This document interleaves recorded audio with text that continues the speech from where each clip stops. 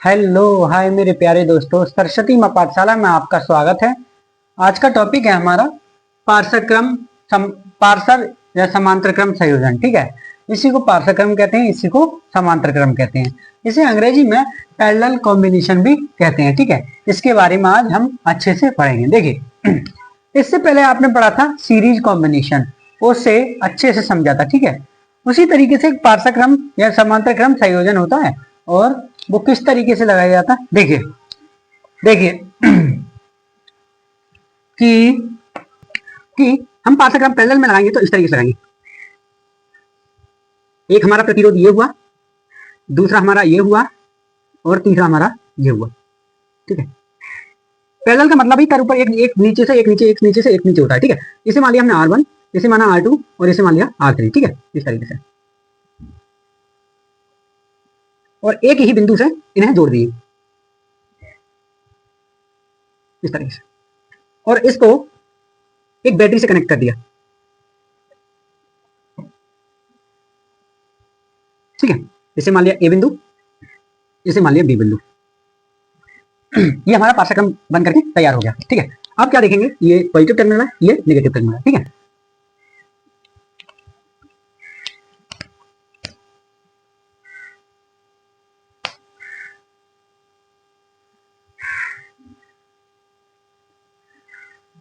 ठीक है, अब आगे देखिए कि जब यहां से धारा बहेगी तो क्या होगा, धारा यहां जाएगी। आपने एक नोट लिखा था कि जब रास्ता बदलता है तो धारा बदलती है। ठीक है, रास्ता बटता है, यानी कि रास्ता बटता है तो धारा बढ़ती है। ठीक है, रास्ता बट रहा है, यहां पे I1 हो जाएगा, ये I2 हो जाएगा, ये और I3 हो जाएगा ये। ठीक है, आपको अच्छे से समझ में आ रहा होगा। ठीक है, I1 I2 I3, उसने नोट में लिखा था हमने कि जब रास्ता बढ़ रहा होगा तो हमारी I भी बढ़ जाएगी और रास्ता सेम होगा तो I नियत रहेगी। ठीक है, समझ में आ गया? सही है। अब यहां से भी वही कि ये I1 है और ये I2 है और ये I3 है। ठीक है, अच्छे से आपको समझ में आ गया। और यहां से लिख ली क्या, पूरी I, क्या लिख ली, पूरी I। ठीक है, अब दूसरा पॉइंट था हमारा कि जब बिंदु सेम होंगे तो हमारा जो विभवांतर है वो नियत होगा। क्या होगा, नियत। जब बिंदु सेम होंगे तो हमारा विभवांतर क्या होगा, नियत। ठीक है, तो क्या इसका विभवांतर क्या होगा, इसका विभवांतर क्या होगा, V। इसका विभवांतर क्या होगा, V। इसका विभवांतर क्या होगा, V, क्योंकि बिंदु दो ही है, A या B।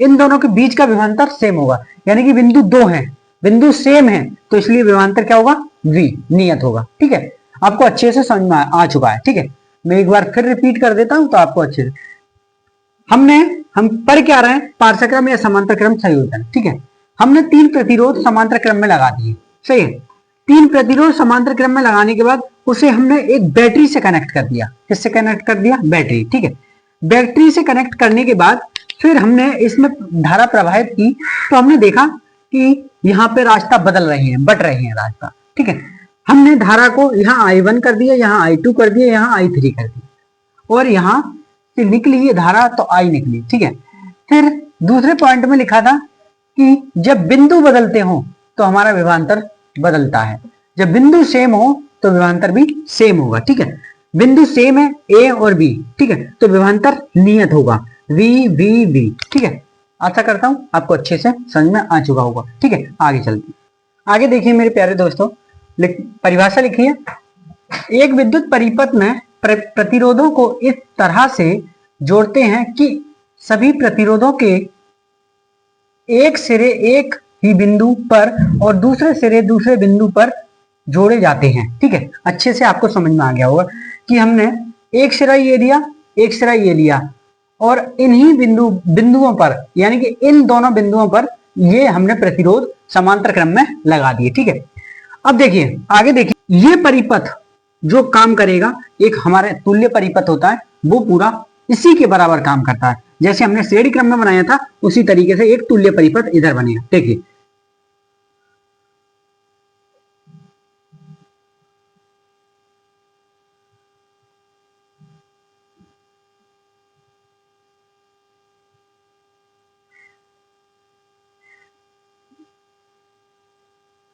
ये आर तुल्य होगा, क्या होगा, आर तुल्य। ठीक है, यहां विभवांतर क्या होगा, वी। ठीक है, करंट आई, वी वोल्ट। ठीक है, ये हमारा तुल्य परिपथ है, तुल्य परिपथ।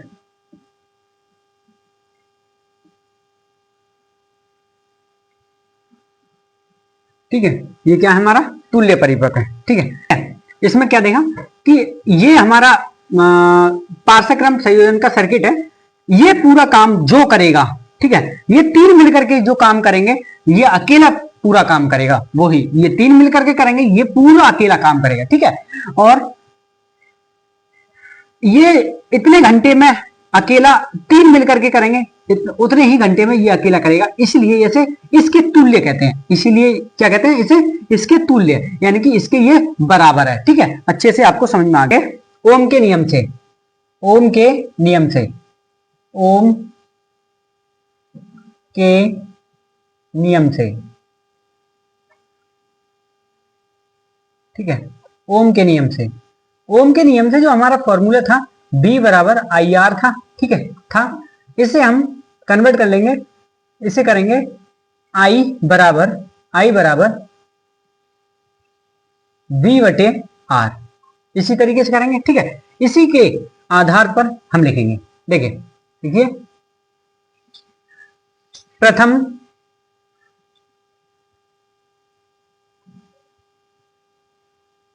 प्रतिरोध के लिए, प्रथम प्रतिरोध के लिए, ठीक है, प्रथम प्रतिरोध के लिए लिखिए I1, इसके लिए निकालना है I1, ठीक है, बराबर B बटे R1। ठीक है, B बटे R1, समीकरण नंबर 1। अब निकालेंगे द्वितीय प्रतिरोध के लिए, क्या, द्वितीय प्रतिरोध के लिए, द्वितीय प्रतिरोध के लिए, ठीक है, लिखेंगे I2, ये इसके लिए निकालना है, इसके लिए I2 बराबर V बटे R2, समीकरण नंबर 2। ठीक है, ठीक है, यहां तक समझ में आ चुका होगा। फिर हम चलते हैं सीधा ऊपर इधर। ठीक है, अब तृतीय प्रतिरोध के लिए, तृतीय प्रतिरोध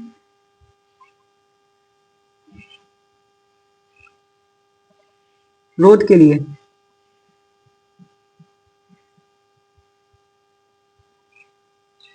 ठीक है, क्या लिखेंगे, इसके बारे में लिखेंगे I3, सही है, बराबर B बटे R3। ठीक है, समीकरण नंबर 3।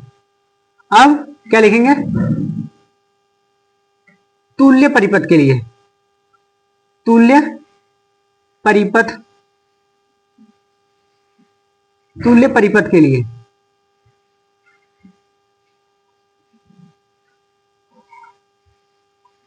तुल्य परिपथ के लिए क्या लिखा, I, करंट I है, बराबर I तुल्य, लिखेंगे I तुल्य बराबर V बटे R तुल्य।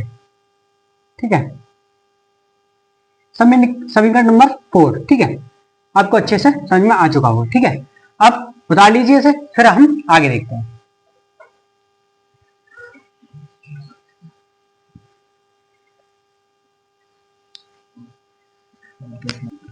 आगे देखिए, अब I1, I बराबर I1 plus I2 plus I3। ठीक है, I बराबर क्या होगा, I1 plus I2 plus I3। अब लिखेंगे समीकरण, समीकरण 1, 2, 3 बा 4 से। ठीक है, लिखिए सबकी वैल्यू रख दो। तो ये क्या आया, V बटे आर तुल्य बराबर B बटे R1 प्लस B बटे R2 प्लस B बटे R3। ठीक है, अब V बटे R तुल्य, इनमें से V को सबको कॉमन ले लो, V तो बचा क्या, 1 बटे R1 प्लस 1 बटे R2 प्लस 1 बटे R3। ठीक है, 1 बटे R3, V से V कैंसिल, हमारा बचा 1 बटे R तुल्य।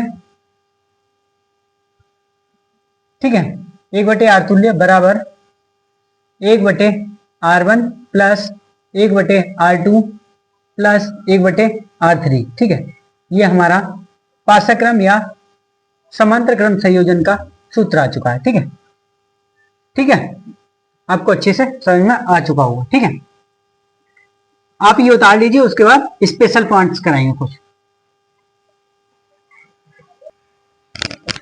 मेरे प्यारे दोस्तों, कुछ स्पेशल पॉइंट्स हैं वो देख लीजिए। ठीक है, प्रतिरोधों के पार्श्वक्रम संयोजन में तुल्य प्रतिरोध का व्युत्क्रम सभी प्रतिरोधों के व्युत्क्रमों के योग के बराबर होता है। ठीक है, व्युत्क्रम का मतलब होता है 1 बटे में हो। ठीक है, 1 बटे तुल्य प्रतिरोध, 1 बटे R1, 1 बटे R2, 1 बटे R3। ठीक है, तो व्युत्क्रम सभी प्रतिरोधों के व्युत्क्रमों के बराबर होता है। ठीक है, दूसरा पॉइंट ले n प्रतिरोधों के लिए, n प्रतिरोधों के लिए किस तरीके से सूत्र आएगा, 1 बटे R तुल्य बराबर R1 plus R2 plus R3 dot dot dot 1 बटे Rn। ठीक है, ये n प्रतिरोधों के लिए हमारा सूत्र हो गया। ठीक है, अब आता तीसरा पॉइंट। तीसरा पॉइंट कह रहा, यहां तुल्य प्रतिरोध का मान सबसे छोटे वाले प्रतिरोध से भी छोटा होता है। इस तुल्य प्रतिरोध का मान, इसका मान सबसे छोटे वाले प्रतिरोध से भी छोटा होता है। देखिए, हम सॉल्व करके देखेंगे और उससे आपको अच्छे से क्लियरिटी आ जाएगी। देखिए, मान लेते हैं ये सूत्र हमारा R तुल्य बराबर R1 plus R2 plus R3। ठीक है, वैल्यू रखेंगे हम 1 बटे 2 प्लस 1 बटे 2 प्लस 1 बटे 1। सही, क्या देखा हमने कि जब इसमें एलसीएम लेंगे 2 2। ठीक है, तो एलसीएम 2 आ गया, 1 प्लस 1 प्लस 2। ठीक है, यहां देख लिया 2 4 और 2। ठीक है, अब इसे उल्टा कर देंगे, इसे उल्टा कर देंगे क्योंकि ये बटे में है। आर तुल्य हमारा किसमें, बटे में, इस तरीके से है। ठीक है, जब इसे हम उल्टा करेंगे हम इसे, तो ये हो जाएगा आर तुल्य 2 बटे 4, इस तरीके से हो जाएगा। जब इसकी हम गुणा करेंगे तो आएगा 0 पॉइंट, हमने यहां 0 लगा लिया और 5 चौक 20 यानी कि 0.5 एम्पियर, 0.5 वोल्ट। ठीक है, तो ये हमारा आर तुल्य आया। ठीक है, तो हम क्या देख रहे हैं यहां पे कि सबसे छोटे वाले प्रतिरोध से भी छोटा वाला प्रतिरोध ये है हमारा, सबसे छोटा है ना 1 ओम, उससे भी छोटा 0.5 ओम। सही है, 0.5 ओम आया, वोल्ट नहीं कहते हैं, 5 ओम, 0.5 ओम। ठीक है, आपको अच्छे से समझ में आ चुका होगा, उतार लीजिए इसे।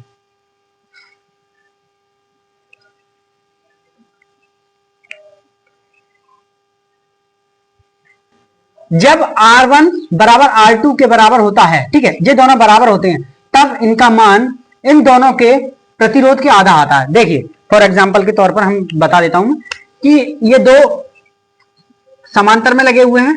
ठीक है, इस तरीके से, और इसे मान लेते 4 ओम है और ये भी 4 ओम है। ठीक है, तो ये 4 ओम जब जोड़ेंगे तो इन दोनों के आधा आएगा। क्या आएगा, आधा। सही है, तो ऐसे मान लिया आर तुल्य बराबर R1 प्लस R2। ठीक है, R2। तो देखिए क्या आएगा, 4 + 4, ठीक है, तो 2/4। R तुल्य बराबर 4/2। तो क्या आया,